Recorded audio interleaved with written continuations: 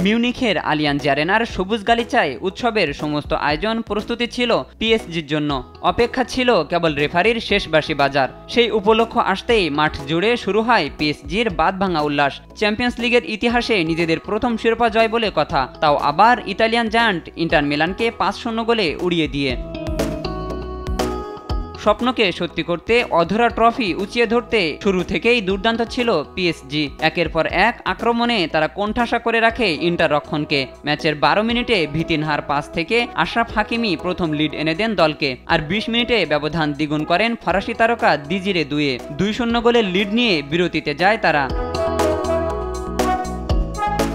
এদিন দ্বিতীয়ার্ধের শুরু থেকেই ম্যাচে ফেরার চেষ্টা করে ইন্টার মিলান। সেই চেষ্টা অবশ্য সফলতার মুখ দেখেনি। ইন্টার ফরওয়ার্ডরা যা দু একটা আক্রমণ করেছেন তাও বারবার মুখ থুবড়ে পড়েছে পিএসজির রক্ষণে গিয়ে।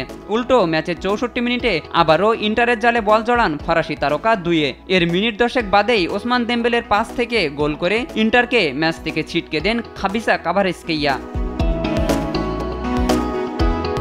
এক হালি গোল পূর্ণ করেও থামেনি পিএসজি ফরওয়ার্ডরা। ম্যাচের ৮৬ মিনিটে ইন্টারের কফিনে শেষ পেরেক ঠোকেন সেনি মায়ালু। শেষ পর্যন্ত এক পেশে লড়াইয়ে ৫-০ গোলের জয় নিয়ে নিজেদের প্রথম চ্যাম্পিয়ন্স লিগ জয়ের উল্লাসে মাতে লা প্যারিসিয়ানরা। শাহিনুর আলম, স্পোর্টস ডেস্ক, দেশ টিভি।